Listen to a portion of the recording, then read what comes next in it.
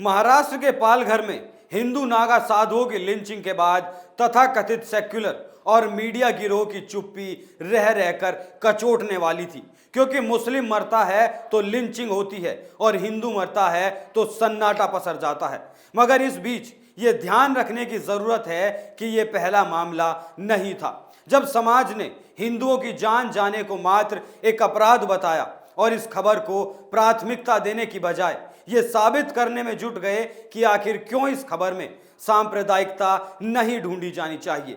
बीते कुछ वक्त में कई ऐसे मामले सामने आए जब हिंदुओं की शरेआम लिंचिंग की गई, मगर मीडिया ने खबर में केवल तबरेज और अखलाक को ही जगह दी, क्योंकि तब अपराधी हिंदू थे। लेकिन अब एक बार फिर श्रद्धा की हत्या ने ये जख्म हरे कर दिए हैं और अब एक बार फिर मांग उठने लगी है हिंदुओं के इंसाफ की। अब ऐसे जाहिलों को इस देश में नहीं रहने दिया जाना चाहिए। जय श्री राम।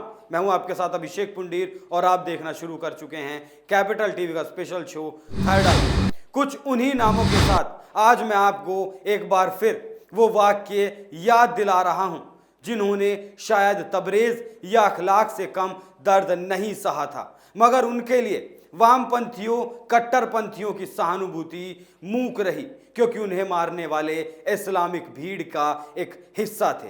विष्णु गोस्वामी 16 मई 2019 को यूपी के गोंडा जिले में इमरान, तुफैल, रमजान और निजामुद्दीन ने विष्णु गोस्वामी को पेट्रोल डालकर जिंदा जला दिया।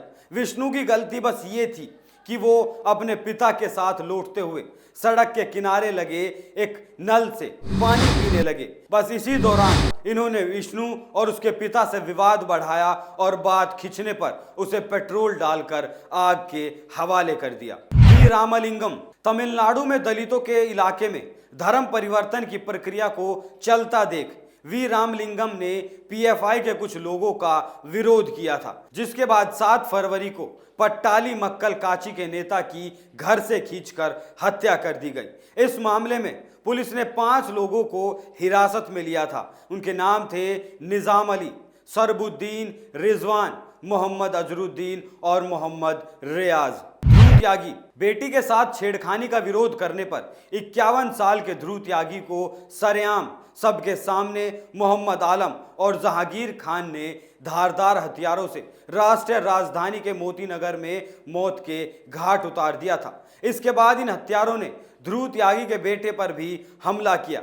हालांकि उस वक्त पुलिस ने दोनों आरोपियों को गिरफ्तार कर लिया था, मगर बाद में पुलिस को पड़ताल में पता चला कि उस दिन उन्हें 11 लोगों ने घेर कर मारा था। चंदन गुप्ता कासगंज में तिरंगा यात्रा के दौरान हुई हिंसा में मारे गए अभिषेक उर्फ चंदन गुप्ता की हत्या शायद ही किसी के जहन से निकले। अभी हाल ही में दिल्ली में हुए प्रदर्शनों में इनका नाम एक बार फिर सामने आया। चंदन का जुर्म सिर्फ ये था कि वो 26 जनवरी के मौके पर विहिप और एबीवीपी की तिरंगा यात्रा में शामिल हुए थे, जहां मुस्लिम बहुल इलाके में उन पर छत से गोली चला दी गई। घटना में चंदन की मौत हो गई और बाद में पुलिस ने मुख्य आरोपियों सलीम को गिरफ्तार किया था। हिना तलरेजा 2017 में 5 जुलाई को हिना तलरेजा का शव बरामद किया गया, जिसके बाद उनकी हत्या की खबरें सुर्खियों में आई। पड़ताल के बाद पता चला कि हिना के पति अदनान ने पहले अपनी आंखों के सामने अपने दोस्तों से उसका गैंग रेप करवाया और फिर उसे गोली मारकर हत्या कर दी। बाद में शव को कौशाम्बी जिले में एक हाईवे पर फेंककर फरार हो गया। अंकित सक्सेना मुस्लिम गर्लफ्रेंड के परिवार वालों ने जिसे दिल्ली के टैगोर गार्डन की एक गली में सबके सामने मौत के घाट उतारा, उस अंकित शर्मा को भुला पाना नामुमकिन है। साल 2018 की 1 फरवरी की वो घटना जिसमें दिल्ली सरकार ने खूब राजनीति की रोटियां सेकी थी, उसमें मुस्लिम लड़की ने खुद बताया था कि उसके परिवार वालों ने उसके प्रेमी अंकित को मारा था। प्रशांत पुजारी साल 2005 में कर्नाटक के सबसे संवेदनशील मंगलुरु से 40 किलोमीटर दूर मूगबिद्री में 9 अक्टूबर के बीच बाजार में देर शाम को प्रशांत पुजारी की बेरहमी से हत्या कर दी गई। इस मामले में पुलिस ने हनीफ, इब्राहिम, इलियास और अब्दुल रशीद को गिरफ्तार किया था। पड़ताल में पता चला कि प्रशांत को साजिश के तहत मारा गया क्योंकि वो एक गोरक्षक था जिन्होंने अपने दल के साथ कई बार मवेशियों से लदे ट्रक और लोरियों को जब्त करवाया था। विधु जैन साल 2013 में 30 सितंबर को पंजाब के मलेरकोटला में कुछ जिहादियों ने हिंदू बच्चे विभू जैन को बेरहमी से कत्ल किया था। जिस वक्त विभू का अपहरण हुआ वो 12 साल का था। बाद में खबर आई कि कट्टरपंथियों ने उसे जिंदा जला दिया। ट्विंकल शर्मा अलीगढ़ के टप्पल में हुआ यह हत्याकांड वो घटना है जिसने सबको सोचने पर मजबूर किया कि अब इंसानियत समाज में बाकी बची भी है या नहीं। इस घटना के आरोपियों का नाम मोहम्मद जाहिद और मोहम्मद असलम था जिन्होंने केवल 10,000 के लिए बच्ची के साथ बेरहमी की सारी हदें पार कर दी।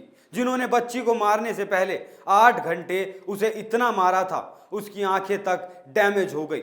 बाद में उसका शव भी ऐसी जगह फेंका जहां उसे कुत्तों ने बुरी तरह नोच डाला था। सुबोध सिंह दिसंबर 2018 को श्याना के चिंगरावटी में हुई हिंसा में सुबोध सिंह की हत्या हुई। उनके अलावा इस घटना में 2 और लोगों को मारा गया था। डॉक्टर पंकज नारंग साल 2016 में दिल्ली के विकासपुरी में पंकज नारंग की हत्या की गई। इसमें 9 लोगों को गिरफ्तार किया गया। इनमें 4 नाबालिग थे। उनकी मौत का कारण सिर्फ ये था कि उन्होंने अपने भांजे के साथ क्रिकेट खेलने के दौरान कुछ लोगों को मना किया था कि वो गाड़ी तेज ना चलाएं, जिसके बाद उन लोगों ने पंकज नारंग पर हमला किया और मौत के घाट उतार दिया। रिया गौतम साल 2017 में दिल्ली में रहकर एयर होस्टेस की ट्रेनिंग ले रही रिया गौतम नाम की लड़की की हत्या की गई। इस वारदात को अंजाम देने वाले का नाम आदिल था।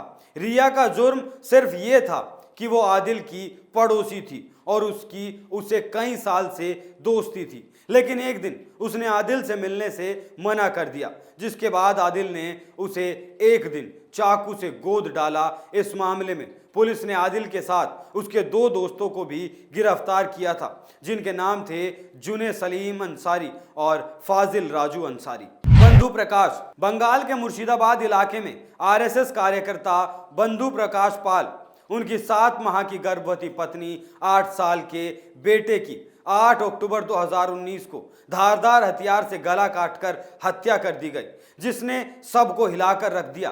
पहले पुलिस ने इसे निजी कारणों से हुई हत्या बताया था, बाद में इसके पीछे 24,000 रुपए का एंगल जोड़ दिया था। प्रीति माथुर 24 साल की प्रीति माथुर उस लड़की का नाम है जिसे उसके सिरफिरे आशिक ने निजामुद्दीन इलाके में सरेआम चाकू से घोंपकर मार डाला था। कमलेश तिवारी हिंदुत्व का झंडा बुलंद कर कट्टरपंथियों के खिलाफ मुखर होकर बोलने वाले हिंदू नेता कमलेश तिवारी की मौत ने साल 2019 में सबको झकझोर दिया था। जब जांच हुई तो इसके पीछे ना एक लंबी साजिश का खुलासा हुआ बल्कि कट्टरपंथियों की उस हकीकत का भी जो अहमदाबाद से लेकर यूपी तक फैली थी। प्रीति रेड्डी हैदराबाद का वो मामला जिसने पिछले साल नवंबर महीने में के खत्म होते होते सबको झकझोर दिया। शमशाबाद के टोल प्लाजा के पास घटी घटना में मुख्य आरोपी मोहम्मद पाशा था, जिसने अपने 3 साथियों के साथ मिलकर उस लड़की का गैंग रेप किया, फिर उसे पेट्रोल डालकर जलाने को छोड़ दिया। रतनलाल 24-25 फरवरी को उत्तर पूर्वी दिल्ली में हुई हिंसा में वीरगति को प्राप्त हुए रतनलाल का नाम शायद ही आने वाले समय में कोई भूल पाए। एक ऐसा वीर जिसने दिल्ली को जलने से रोकने के लिए खुद को इस्लामिक भीड़ की बलि बना दिया। उनकी पोस्टमार्टम रिपोर्ट से पता चला था कि पत्थरबाजी के कारण नहीं बल्कि रतनलाल की मौत गोली लगने से हुई थी। विनोद कुमार दिल्ली में हुई हिंदू विरोधी हिंसा में मरने वालों में एक नाम 51 साल के विनोद कुमार का है, जिन्हें मुस्लिम अताताइयों ने अल्लाहू अकबर के नारे लगाते हुए मौत के घाट उतारा और उनकी लाश भेजकर बाकी लोगों को संदेश दिया कि उन्हें रात भर ऐसी लाशें मिलती रहेंगी। अंकित शर्मा उत्तर पूर्वी दिल्ली के हिंदू विरोधी दंगों के दौरान आईबी के अंकित शर्मा की निर्मम तरीके से हत्या हुई थी। उन्हें मारने के दौरान उन पर 400 बार चाकुओं से हमला किया गया। करीब 6 लोगों ने 2 से 4 घंटे तक उन्हें गोदा था। महाराज कल्पवृक्ष गिरी सुशील गिरी नीलेश तेलगड़े महाराष्ट्र के पालघर में मारे गए वो 2 साधु और उनका ड्राइवर जिनके कारण आज हिंदुओं की लिंचिंग की घटनाओं पर फिर से लिखने की जरूरत पड़ी, जिन्हें एक भीड़ ने पुलिस की उपस्थिति में मार डाला था, लेकिन वहां मौजूद पुलिसकर्मियों ने चूं तक नहीं कहा, बल्कि वो सेक्युलर लोग इस घटना पर ढांढस बंधाकर शांत रहने का काम करते दिखे, जो मुस्लिमों को पीड़ित देखकर देश के लोकतंत्र को खतरे में बताने लगते हैं। नीरज प्रजापति सीएए के समर्थन में 23 जनवरी को आयोजित रैली में शामिल होने पर लोहरदगा के नीरज प्रजापति को मुस्लिमों की हिंसा का शिकार होना पड़ा था। इस हिंसा में न केवल नीरज ने अपनी जान गंवाई थी, बल्कि उनके परिजनों के जीने का सहारा भी खत्म हो गया था। तब ओप इंडिया ने एक अभियान चलाकर 32 लाख रुपए इकट्ठा किए थे और इन सब के बाद नाम जुड़ता है श्रद्धा वोलकर का, जिसकी उसके जाहिल आशिक ने निर्मम हत्या की। श्रद्धा की हत्या ने देश को झकझोर दिया। जैसे इस जिहादी ने श्रद्धा के टुकड़े किए हैं, ठीक वैसे ही इसे भी बीच चौराहे पर लटका देना चाहिए। गौरतलब है कि ये सूची यहीं खत्म नहीं होती।